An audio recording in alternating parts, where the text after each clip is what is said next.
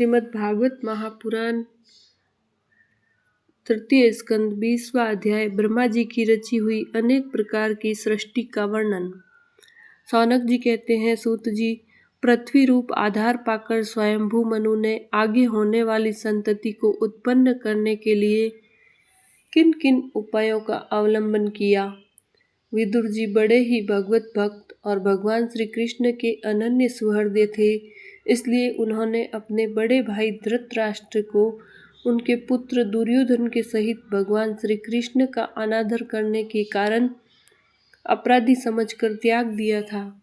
वे महर्षि द्वैपायन के पुत्र थे और महिमा में उनमें किसी प्रकार का कम नहीं थे तथा सब प्रकार भगवान श्री कृष्ण के आश्रित और कृष्ण भक्तों के अनुगामी थे।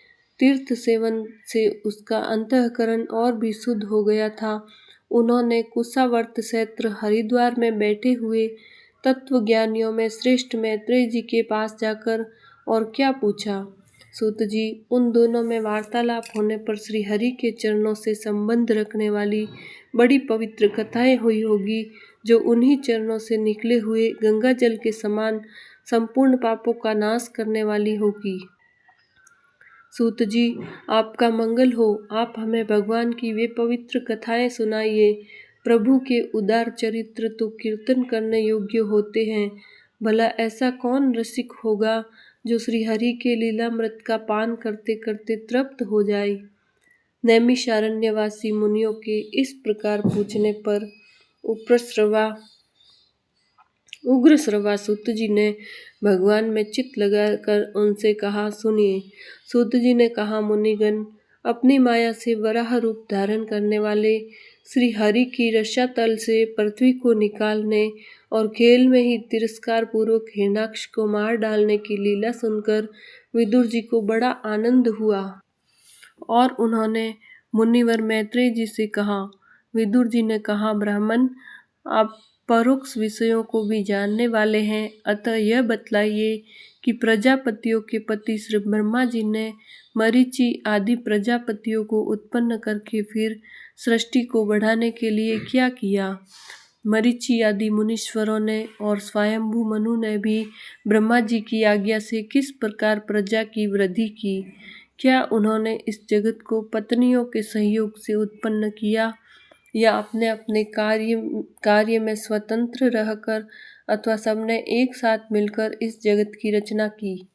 श्री मैत्रेय जी ने कहा, विदुर जी, जिसकी गति को जानना अत्यंत कठिन है, उस जीवों के प्रारब्ध, प्रकृति के नियंता पुरुष और काल, इन तीन हेतु से तथा भगवान की सन्निधि से त्रिगुणमय प्रकृति में स्रोभ होने पर उससे महतत्व उत्पन्न हुआ।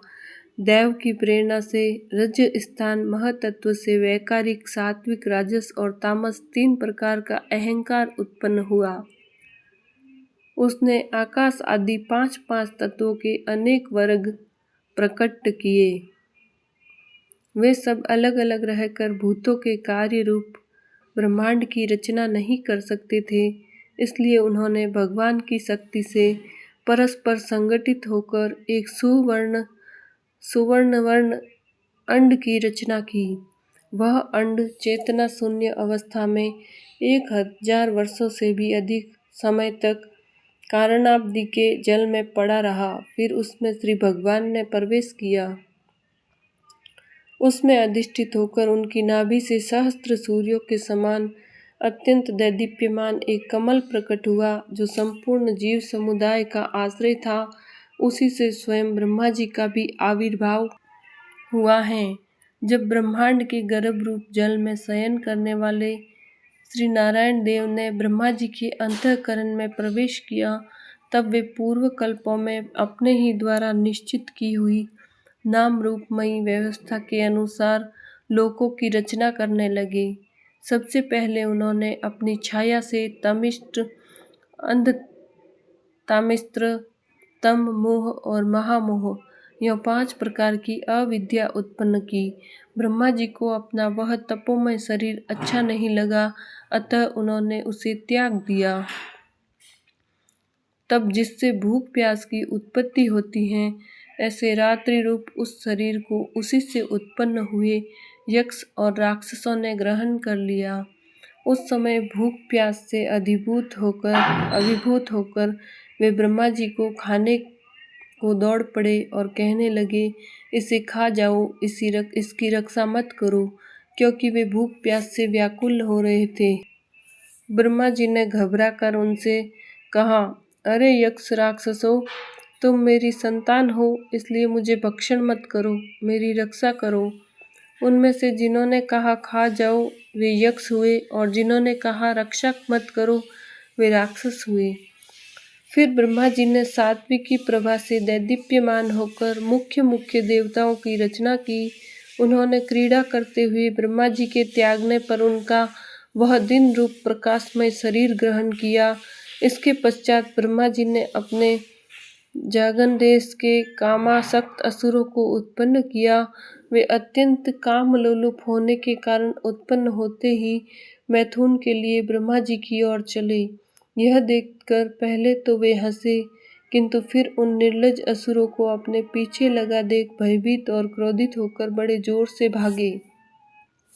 तब उन्होंने भक्तों पर कृपा करने के लिए उनकी भावना के अनुसार दर्शन देने वाले शरणागत वत्सल वरदायक श्री हरि के पास जाकर कहा, परमात्मन, मेरी रक्षा कीजिए। मैंने तो आपकी ही आज्ञा से प्रजा उत्पन्न की थी, किंतु यह तो पाप में प्रवृत्त होकर मुझको ही तंग करने चली हैं।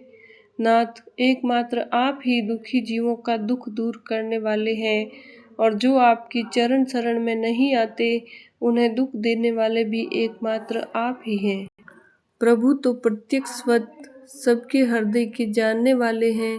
उन्होंने ब्रह्मा जी की आतुरता देखकर कहा, तुम अपने इस काम कलुषित शरीर को त्याग दो। भगवान के यों कहते ही उन्होंने वह शरीर भी छोड़ दिया। ब्रह्मा जी का छोड़ा हुआ वह शरीर एक सुंदरी स्त्री संध्या देवी के रूप में परिणत हो गया। उसके चरण कमलों के पायजेब झंकृत हो रहे थे, उसकी आंखें मतवाली हो रही थी और कमर करधनी की लड़ों से सुशोभित सजीली साड़ी से ढकी हुई थी। उसके उभरे हुए स्तन इस प्रकार एक दूसरे से सटे हुए थे कि उनके बीच में कोई अंतर ही नहीं रह गया था।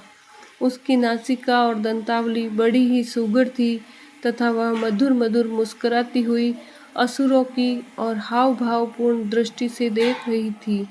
वह नीली नीली अलकावली से सुशोभित सुकुमारी मानो लज्जा के मारे अपने अंचल में ही सिमटी जाती थी। विदुर जी, उस सुंदरी को देखकर सबके सब असुर मोहित हो गए। अहो, इसका कैसा विचित्र रूप, कैसा अलौकिक धैर्य और कैसी नई अवस्था है।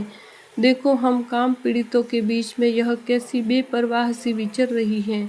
इस प्रकार उन कुबुद्धि दैत्यों ने स्त्री रूपिणी संध्या के विषय में तरह तरह के तर्क वितर्क करके फिर उसका बहुत आदर करते हुए प्रेम पूर्वक पूछा, सुंदरी, तुम कौन हो और किसकी पुत्री हो? भामिनी, यहाँ तुम्हारे आने का क्या प्रयोजन है? तुम अपने अनूप रूप का यह बेमोल सौदा दिखाकर हम अभागों को क्यों तरसा रही हो? अबले तुम कोई भी क्यों न हो, हमें तुम्हारा दर्शन हुआ, यह बड़े सौभाग्य की बात है। तुम अपनी गेंद उछाल उछाल कर तो हम दर्शकों के मन को मथे डालती हो।